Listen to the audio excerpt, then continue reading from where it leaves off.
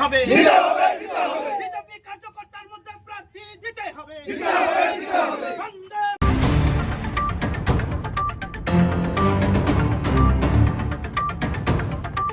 উত্তর দিনাজপুর জেলার করণদিঘি বিধানসভা কেন্দ্রকে ঘিরে রাজনৈতিক মহলে জোর চর্চা শুরু হয়েছে। গতকাল বিজেপির পক্ষ থেকে এই কেন্দ্রে প্রার্থী হিসেবে বিরাজ বিশ্বাসের নাম ঘোষণা করা হয়। দলীয় সূত্রে জানা গিয়েছে, বিরাজ বিশ্বাস পেশায় একজন আইনজীবী হলেও করণদিঘি এলাকার সাধারণ মানুষের কাছে তিনি পরিচিত নন। প্রার্থী ঘোষণার পরই মঙ্গলবার করণদিঘি বিজেপি কার্যালয়ের সামনে বিক্ষোভে ফেটে পড়েন দলের একাংশ নেতা ও কর্মীরা।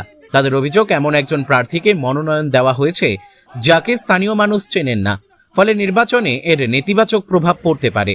বিক্ষোভকারীদের দাবি, করণদিঘির মতো গুরুত্বপূর্ণ কেন্দ্রে এমন একজন প্রার্থীর দরকার যিনি এলাকায় দীর্ঘদিন ধরে কাজ করেছেন এবং মানুষের সঙ্গে সরাসরি যোগাযোগ রয়েছে।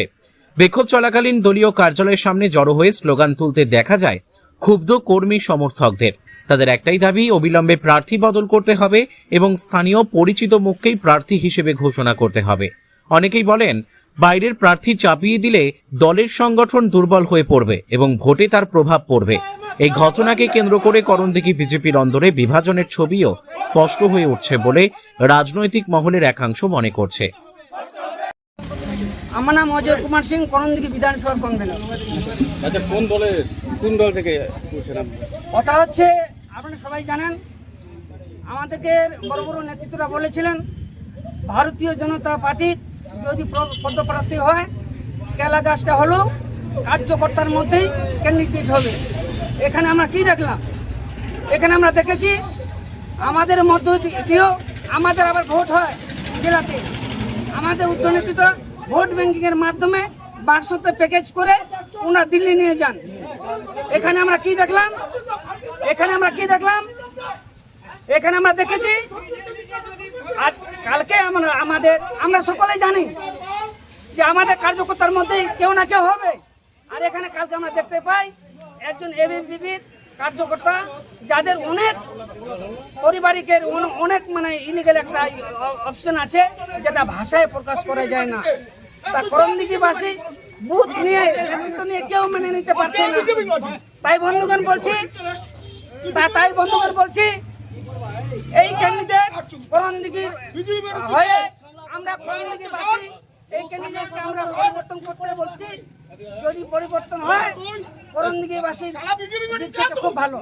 আমরা এই ক্যান্ডিডেটকে আমরা মানছি না, এই ক্যান্ডিডেট পরিবর্তন করতে বলছি। কি নাম ক্যান্ডিডেট?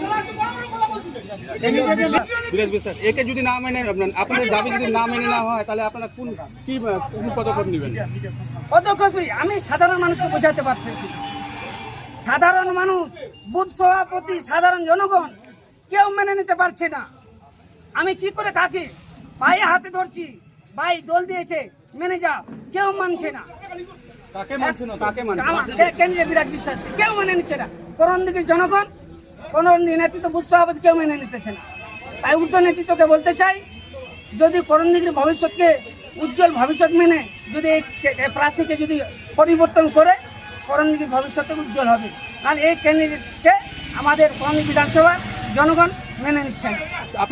Bureau report, NB24X7। দিন দুনিয়ার খাস খবর। লাইক করুন আমাদের ফেসবুক পেজ, সাবস্ক্রাইব করুন আমাদের ইউটিউব চ্যানেল।